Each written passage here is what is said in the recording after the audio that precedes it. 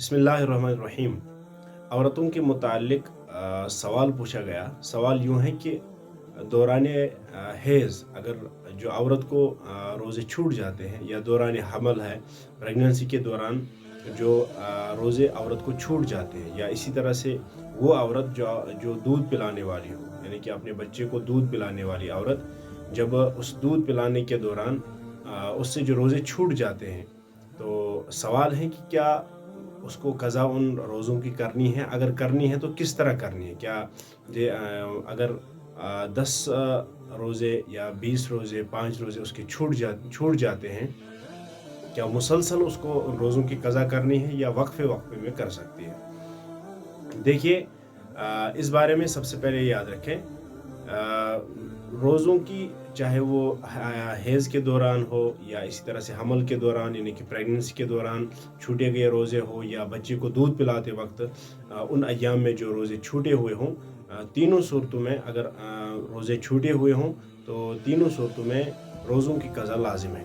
जितनी जल्दी हो सके उतनी जल्दी उन रोज़ों की क़ज़ा करनी चाहिए। अब मसला ये रहा कि उन रोज़ों की क़ज़ा कब करें और किस तरह करें।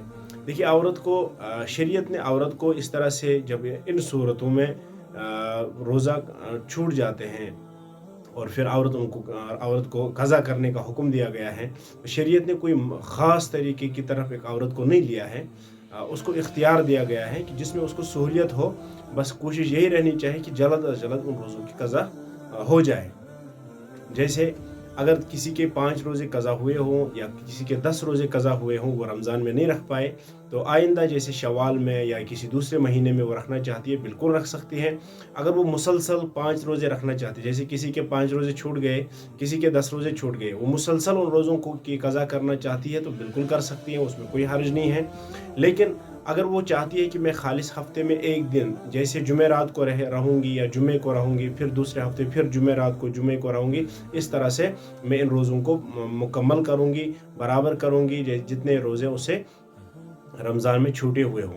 दोनों सूरतें जायज़ हैं, चाहे वो मुसलसल रोज़े रखें या वक्फ़े-वक्फ़े में रखें। बस इस चीज़ का ख़ास ख़्याल रखना है कि रोज़े ना छूट जाएँ, क़ज़ा ना छूट जाए। जितनी जल्दी हो सके और उतनी जल्दी उन रोज़ों की क़ज़ा करनी चाहिए।